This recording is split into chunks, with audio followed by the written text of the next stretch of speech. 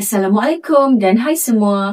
Bersama saya Cikgu Wani dalam slot resensi buku di saluran YouTube Muallim Hazar.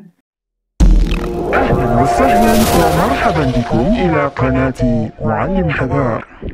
Baiklah, hari ini saya nak perkenalkan 3 buah buku yang sesuai untuk digunakan oleh anak-anak seawal peringkat usia 4 sehingga 7 tahun. Set pertama merupakan buku cepat baca mempunyai siri 1, 2 dan 3. Buku ini ditulis oleh Dr. Nur Hamidah Muhammad Saleh yang merupakan pakar perunding psikiatri kanak-kanak dan remaja.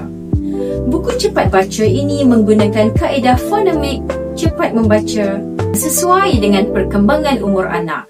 Ilustrasi, pantun dan cerita yang menarik yang disediakan dalam buku ini menjadi tarikan untuk anak-anak belajar membaca.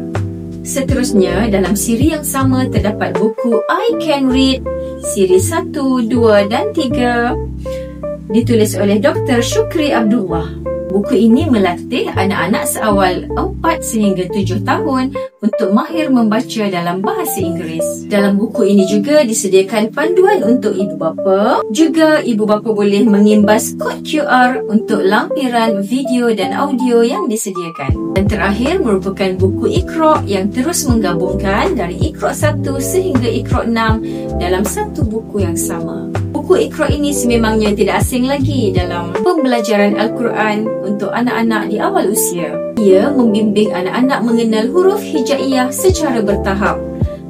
Bermula dari Iqra 1 dengan tahap yang mudah, kemudian ke tahap yang sederhana dan barulah anak-anak mempelajari bacaan yang lebih susah.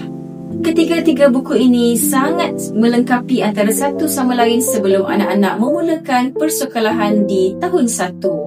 Jika ibu bapa mencari bahan bacaan yang sesuai untuk anak-anak di peringkat usia 4 sehingga 6 tahun, saya boleh cadangkan set ini merupakan set yang terbaik untuk anda.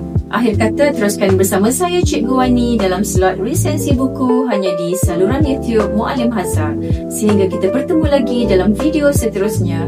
Assalamualaikum warahmatullahi wabarakatuh. Muallim Hazar, inspirasi kita semua. Ilmu di semai cahaya menyinar. Di layar YouTube membawa hikmah. Setiap video membawa sinar. Dengan suara tenang jelas.